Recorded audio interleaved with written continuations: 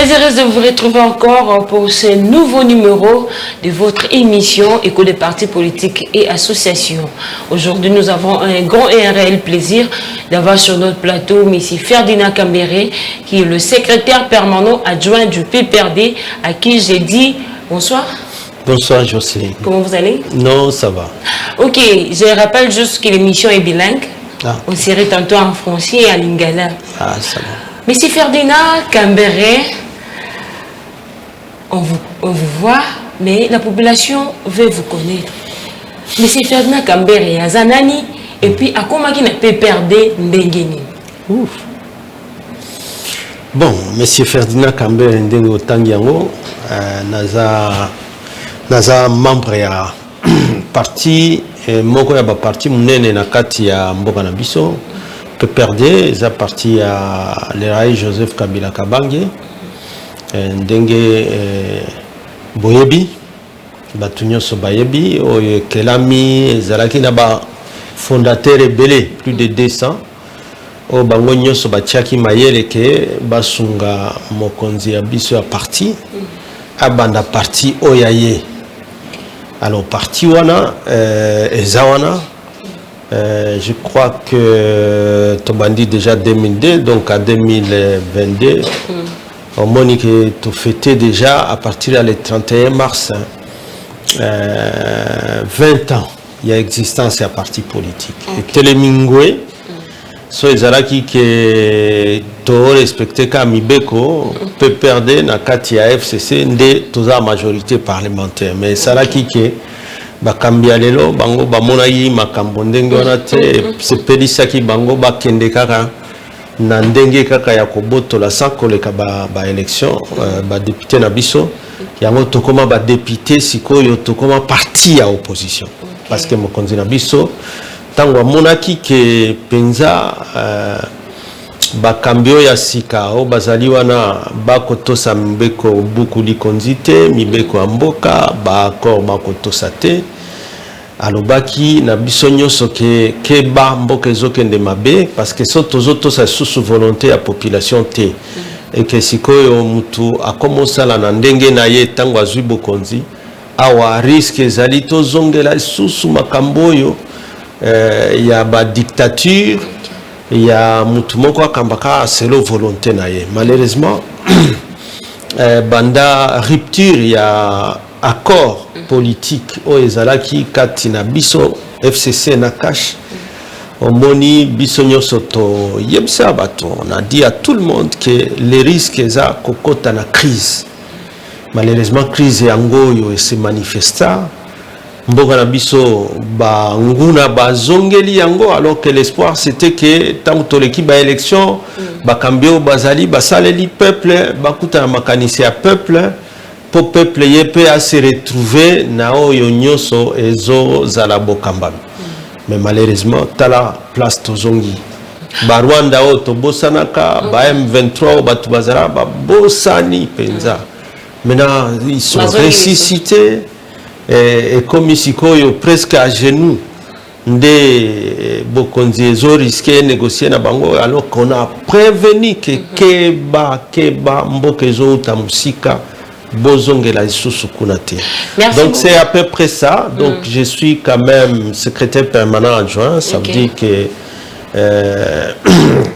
ba organe ya parti politique na biso eza en dehors il y a congrès oyo tozo préparé parce que le tango va célébrer 20 ans à parti politique tokanaki avec cet espoir qu'il faut maponamier zala parce que principe ezala kati ya constitution processus électoral il faut ezala régulier.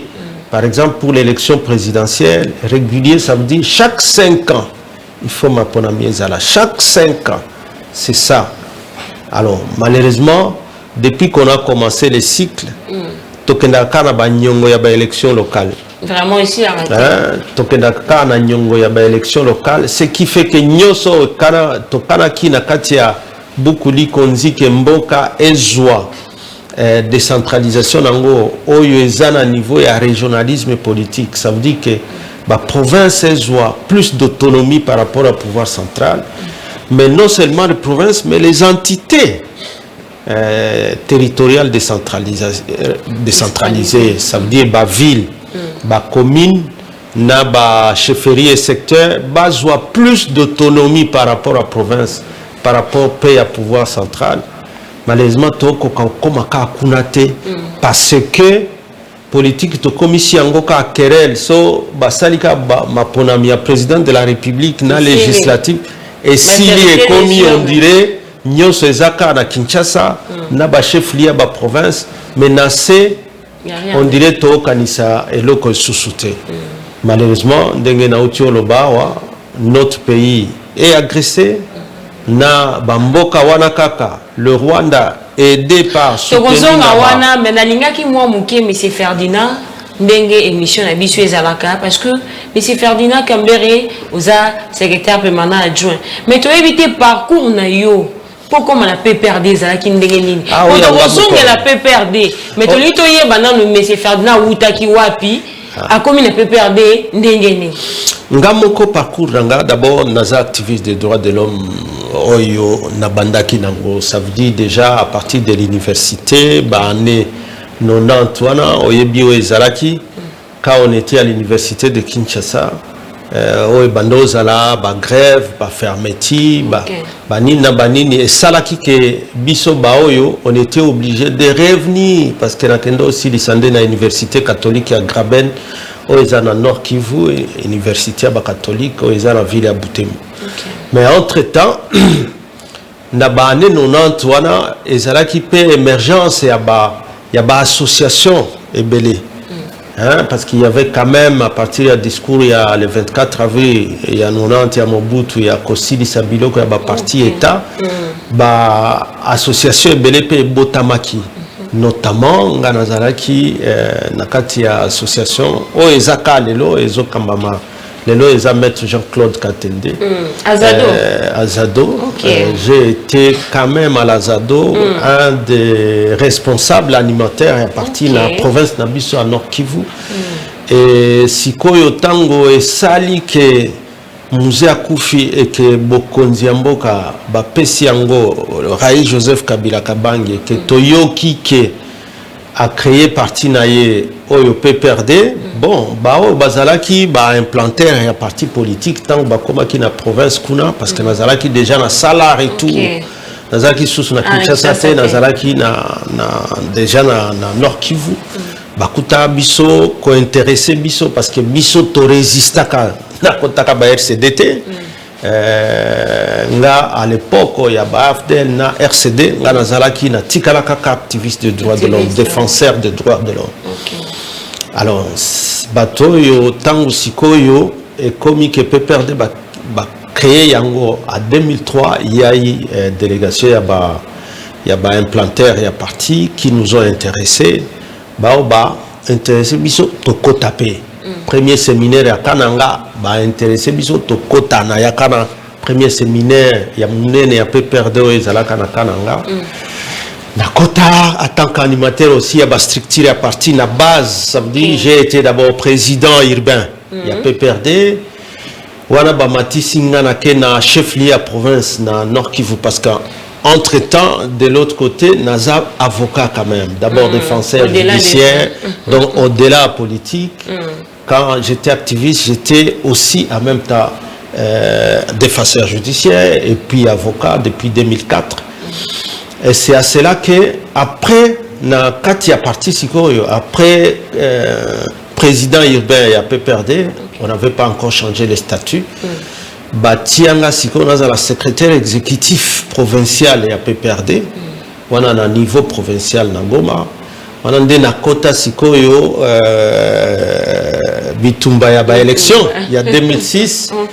Heureusement que nous avons confiance à la population, élire un député national, Toye Awa, qui siégeait dans la Assemblée nationale.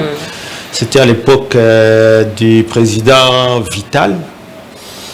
Mais tant que Vital a remplacé le professeur Bochab, non seulement au parti, mais aussi dans l'Assemblée nationale, nous avons eu chance oyo que mokonzi na biso à partir de la proposition ya bao babando kamba parti na biso na kota gouvernement donc na uta sikoyo parlement ou assemblée nationale na kota na comme membre du gouvernement jusqu'à toute la législature parce que de 2008 jusqu'à 2012 nazalai membre du gouvernement d'abord comme ministre d'emploi travail et prévoyance sociale et puis ministre affaires sociales, action humanitaire et solidarité nationale.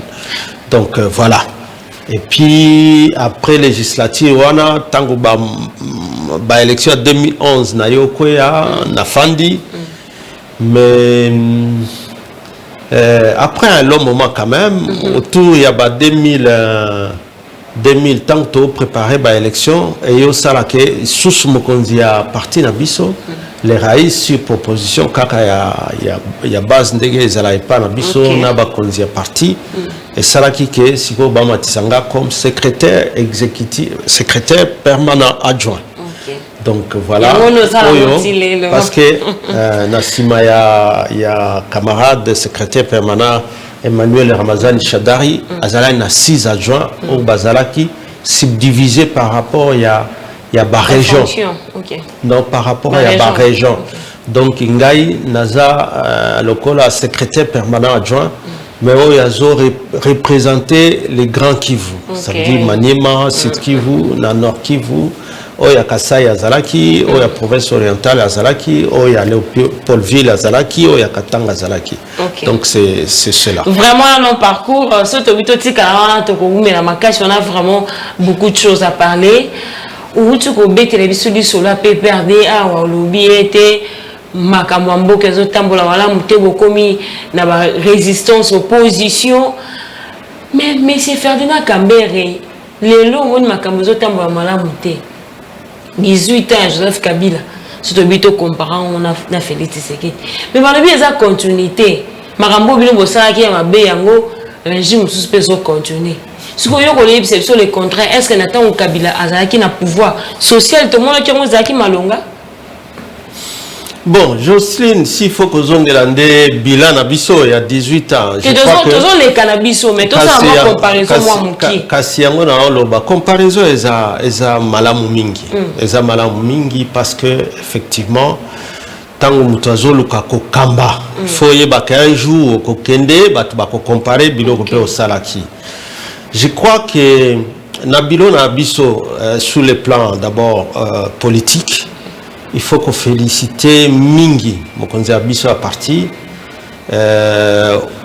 Mokonzi Akala ya Mboka pe, le raïs Joseph Kabila Kabange, Nandenge Akutaki Mboka et Kabwani Biteni, ba rébellion ezalaki partout, mais à Kangi Motema, Awa Baketumi le Massir, Bazalaki déjà renvoyé au Bazalaki, Bayaki Awa ko réconcilier musée na komeka kotia ba dialogue na bamboka wana bon yango na olo batangu nazoyeka ke bato mususu ba osenga ke tosala dialogue na Rwanda wana te tokozongela susu biloko ya sino tokozonga biloko ya ba accord ya Lusaka ya bani boyaka na bango ba Rwanda wana wana eza ba slogan yemta yaka na bango yango Jocelyne wana eza ba slogan intoxication ezalaki à l'époque mais Rwandais muto akomaka yango na ba loi na mibeko na biso so tangi bien histoire ya mibeko na biso surtout par rapport à nationalité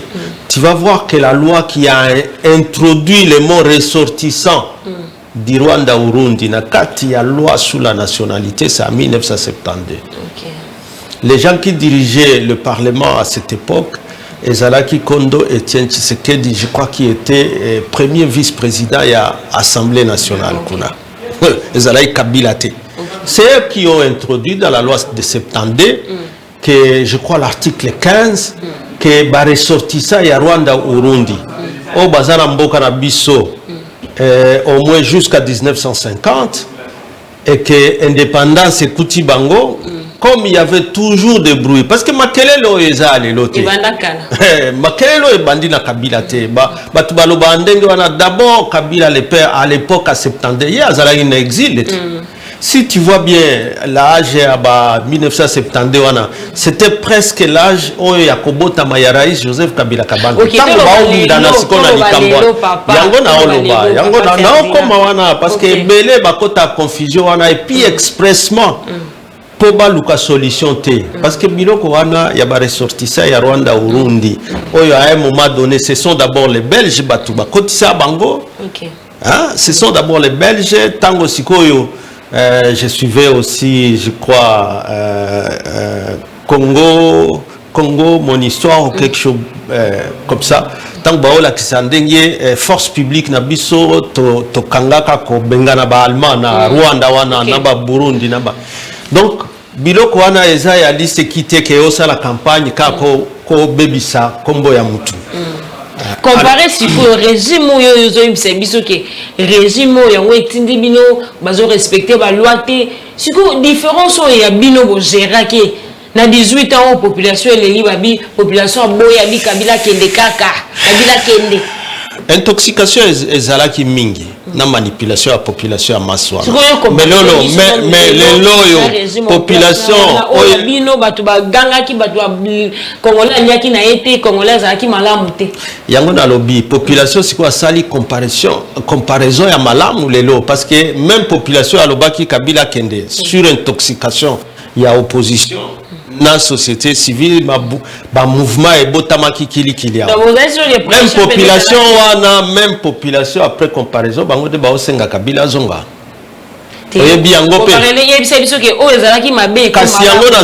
Sur le plan politique, mboka ezalaki akokabwana Kabila a réunifié ça lorsque andimi ke batunyo so bafanda. O bazalaki ba rébellion batunyo so bafandaki. Non, pour Bakonza Bango Nyoso, parce qu'au moins il a accepté que le pouvoir naé, Bakabolango, c'était 1+4, Babenga Kango 1+4. Ils ont produit des textes. Bon, texte ils ont bien, ils ont mal, mais il faut assumer responsabilité que Bissonyo soit Tukenda San City. Parce que Zalaki, San City, Zalaki, PPRDT, Zalaki, gouvernement, bateau bazala ina ba rébellion opposition non armée ezala pe société civile bango nyoso bakenda kuna makambo lelo armée na biso eza infiltré bayokana kuna que non oyo armée na yo ezala ki fak mais biso toti ba rébellion tozala pe na ba rébellion na biso na ba armée na biso bango nyoso ifo basanga na basala armée moko ezala te que sikoyo comme kaka lisumu ya mutu moko te bao bayaka na tel par rapport à tel ba archive ezali. Le problème est que c'est sur le plan politique. Oyo, sali que mboka na biso yoka, mboka na biso tozalata na constitution, sengape d'abord aussi à l'interne cohésion nationale parce qu'en réalité l'accord global inclusif c'était que batia ba kongomani nyoso ensemble. Cohésion sur le plan national les ala. Constitution parce que constitution est qu'on définir ba limite ba frontière en mboka na biso ba voisin bato sa ba frontière na biso. Ça on a fait. On a commencé à faire l'armée. C'est une tâche hardie et que ba diplomatie nyoso ba bando sala. Ça c'est sur le plan politique et sur le plan diplomatique aussi. Tous les autres ont reconnu la souveraineté Yamboka Nabiso. Tobandi organisé ba élection, première élection, deuxième élection. Bambargo est-ce que bandi na Kabila. Eza biloko akala. Mais attends Kabila ba sanction ba ramazani ba zongi ba sanction dia. Bon, voilà Kabila ko manipulation te. Voilà biloko manipulation. Maintenant sur le plan social, quand même ba infrastructure mususu. Hein, ba infrastructure mususu par rapport à Oya Kutaki, na Oya Bakisaki. Ezala banzela, ezala ba hôpitaux, ezala ba école et ça les maquis. Donc soto rozonge la bilawana peut-être tokola là. Ezala livre bon. OK. Mais ça mais biso to moni ngote hein. Parce que c'est la population ngala la teke Kabila kende. Te population elle est là qui pona wana te. Population elle est là qui tango to kutana parce que je me rappelle, je dis toujours ça. Tango Kabila sikoyo po bakebisa ba Rwanda na ba Uganda ki ba soutenir ba rébellion na mboka na biso bako fandisa bango na Addis Abeba poto zo accord cadre de paix, de coopération et tout ça quand même c'était un succès ko yebisa batwana ke bazongela ko soutenir ba groupe armé o ekozonga na mboka biso ba groupe armé on a ba mesana kozonga na mboka pamba te mais entre temps à ce moment là opposition oyo bazwa bokonzi lelo bango nde ba ofanda na ngwende lelo mais bango ba mandoza la sima ba F23 na belé c'est Ferdinand mais ezalaki akobata maté même avant basala awa Jocelyne avant basala la muka awa obando mbona bango na Kigali na lobi boy bango nyoso wana babando kende na Kigali mais c'est Ferdinand Barbi n'est toujours souffrir bon M23 de yawa na tango azo rappeler alobi avant même ba accord ya Sikawa biso tozana na ba accord na ba mais qu'est-ce que pourquoi ba tebele ba ko lo ba Kabila mutakenda ko signer ko na Félix azoya ko souffrir azo sibir même M23 ba tikaki bazaki kimia parce que Kabila a promis ki ba makambo o ya réaliser te yango bazongeli lelo Jocelyne, bote ya kabatu makambo solo. Mais non mais biso mais c'est fait. Bote ya kabatu makambo solo.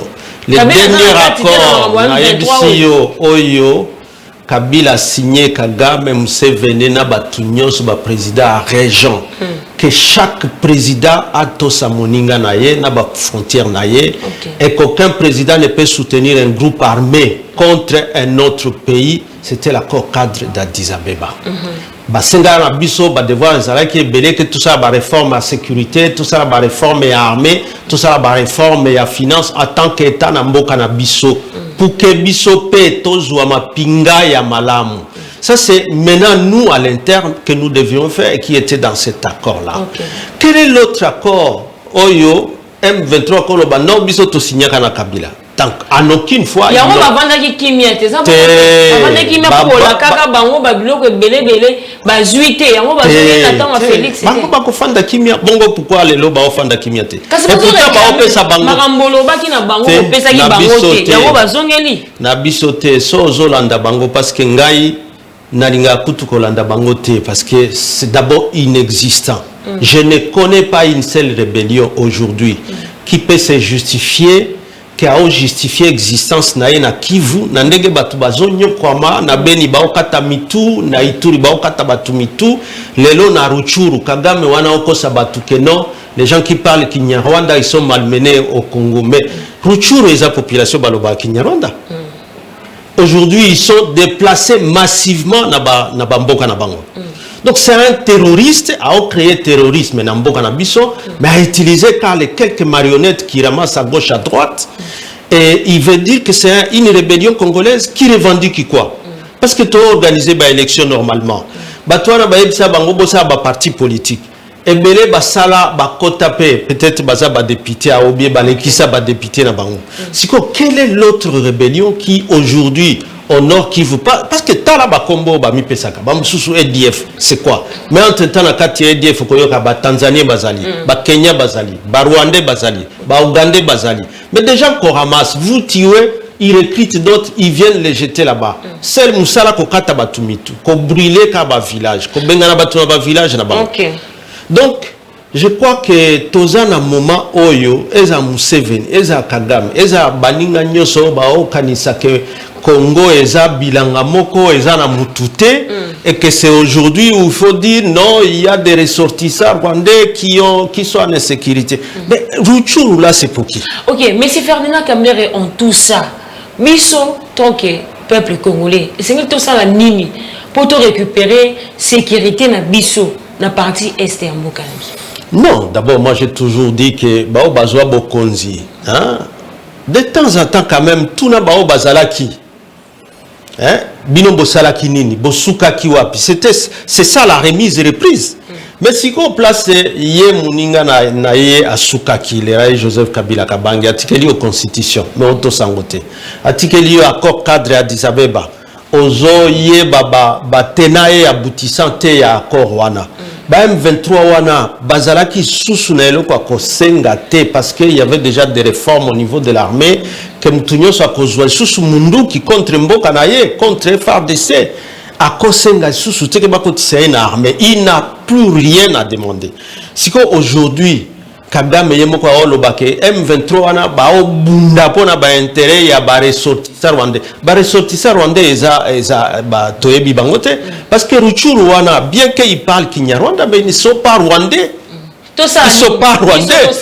Et la preuve est que tant que M23 au Kotakuna, Bazokima, alors qu'ils parlent la même langue que les autres. Donc le Kuta wana bisonde ba Congolais to fongola miso. So bazaba dirigeant, je m'adresse particulièrement au gouvernement actuel. Batika un discours eza ambigu.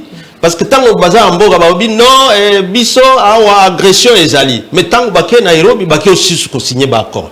Ça crée des problèmes dans la population qu'on est en train de mobiliser. Cohérence ces aux mais baboy ko kena 47e ceux qui sont mais il y a pays il y a francophone. Biloko bamboso na bambata wana. Voilà ba théâtre. Yango na oloba on dirait ba distraction mo boy parce que le fond du problème c'est quoi? Ce n'est plus de ne plus ressusciter biloko wana parce qu'il y a un accord qui a interdit à Kagame de soutenir. Kagame ne peut plus être là en train de dire bino il faut bofanda na M23. Même l'ONU ne peut pas nous imposer ça. Museveni ne peut pas être là en disant so boyokani na M23 te biso pe toye na Rwanda. Non, ils sont tous signataires et accords cadre à Addis Abeba. Pourquoi le gouvernement a mis un instrument où il y a un maboko na ye akosale langote? C'est des armes au niveau diplomatique. Mais bango ba aussi ko ba okumisa ba pour parler il y a so na Nairobi na ba groupe armé mais entre temps ba vidéo quand même otala so maloba oyo eza montage te que eza ya mokonzi mboka. Ça nous démobilise alors que nous sommes là pour mobiliser la population parce que biso to zo même comportement na bango te tango bazala ki na opposition oyo M23 bandozo appui moral ou quoi ya batuana que Kabila penza il faut qu'on menace pour akende. Mais nous voulons que les instruments qui sont déjà là, notamment la Constitution, notamment parce que Oyoza la paix prétexte était par rapport à l'élection et Zoya que non, donc qu'on organiser l'élection parce que. Il y a des sièges de ça à l'élection. Kasi, il y a beaucoup de ça état de siège, beaucoup de mutualité, c'est pas mutualisation des forces. Mais entre temps, Ninio Salema dans les normes et l'autre comme côté. Les lots comme force régionale de Koya, mais entre-temps, FRDC Mututo, Bisonyo Soto, Sengake, Zouamakasi. Ils arrivent déjà à Makasi sous Kabila. Mais les lots, que Yangonde, il faut Mutuaya commander Kuna, FRDC à la Simano, que les armées à Pamba. Merci beaucoup. René Kalumou, Bazon Sélibichon, Awa, Bino, côté à PPRD. Boyambi Ango, Ndengeni. Bon, relique, je crois que c'est un symbole nécessaire. Lumumba, Bisso, nous réclamons Lumumbiste aussi en tant que PPRD. Donc, Tobandaka, philosophie, il y a idéologie, il y a partie dans Bisso, il y a patriotisme. Il y a Mboka, Oyo, ne jamais trahir le Congo. Parce que Bisso, tous allons wana. Ne jamais trahir le Congo. Je crois que Tango Bazoloba, que pour les héros nationaux, Toluka Sépulcre, que Yepe Akundama, Esprit Naye et Zoa Pema, bon, Pema, je crois que Utakepa Nzambe, Tosenga Ngo, Tosenga Ka chaque les 17. Et célébration Naye pour la Bisope nationaliste et patriote. Et souverainiste, je crois que c'est de l'honorer de la manière la plus exemplaire en faisant respecter la souveraineté de notre pays. Comment?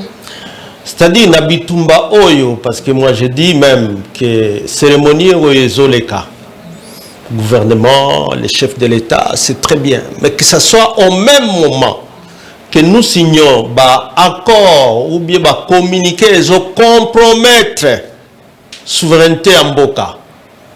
Parce que je crois pour le respect de ce héros national-là, on ne pouvait pas signer un communiqué dans le sens Oyotoyo Kakango qui est armée Nabiso et qu'on a commandé dans l'armée Moussous. Non, ça c'est vraiment craché sur la mémoire d'un héros qui s'est bâti pour sa patrie. Fallait le faire autrement. Déjà dans le discours, il y a Lumumba a dénoncé la balkanisation, vous voyez bien. Alors que, comme chef de l'État, Tose la relique et ya, mais entre-temps, on signé communiqué. Pendant que M23, Tozolo Bakezate, ça veut dire c'est le Rwanda qui est sur notre sol.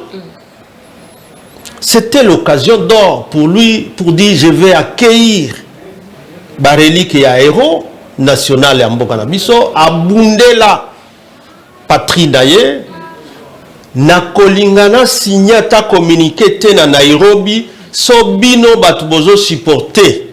Et puis na signé na bino sur un même document, so bino batubozo supporté M23 T wana boyebisi bango ba longwa kunate. Ça allait être une force pour lui. Ça allait honorer Lumumba. Nous, on a demandé que Lumumba soit honoré dans les actes. Et non Kokunda. Non. Et pas Nzamba, Bunda déjà Bitumba Ezali. Et nous, Bakitani Naye, nous sommes là pour l'honorer dans les actes pour préserver la souveraineté du Congo, pour préserver l'indépendance du Congo, merci, pour préserver la frontière Nabissonios. C'est pourquoi je me suis vu trahi. Vous citez déjà. On a communiqué à Nairobi et je dénonce tout le temps pour parler à Nairobi. Les groupes armés là, Toyebi Bangote, population a besoin de Bangote, baza légitimité à mon côté. Ok, merci beaucoup. Mais ils ne peuvent pas comme ça être sous la même table et le gouvernement, ce n'est pas possible. Le congrès, c'est pour quand? Pour le PPRD, nous citons l'émission. Le congrès, c'est pour bientôt. C'est pour bientôt. Travaux préparatoires, ils ont continué en commission. Donc, c'est cela. Nous rassurons nos camarades que le congrès, c'est pour bientôt. Mais on va dire que M. Ramazan Chader a perdu déjà confiance dans Félix Tshisekedi. Est-ce que dans le congrès, il y a un à perdre de confiance na ye na signature il y a papier il y a tout mususu banane à perdre confiance na Félix na Kabila wana Olanda Bilobela Kolanda Bilobela qui est parti na biso muto konza eza secrétaire permanent Emmanuel Ramazani Shadari. OK.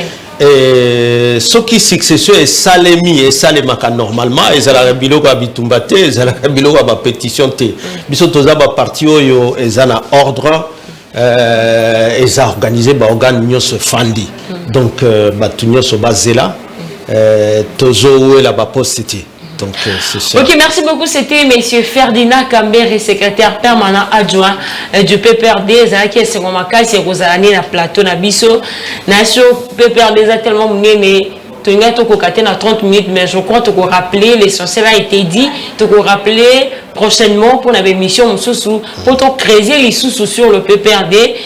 Merci Makasi les sous qui na équipe technique va soutenir qui biso pour la réalisation de l'émission Oyo. Namoni réveil coupa Belgodor Mutombo du côté de Baie Vitré namoni papa Fia Lungela azaki morote DRH Nabiso Moko azaki sur place Alex Fumuti Yemoko azaki pe na Fia Lungela pour la soutenir biso toujours na réalisation émission Oyo di pro Nabiso Vita et nga na pesibino merci nabi au revoir tokutani à la prochaine fois.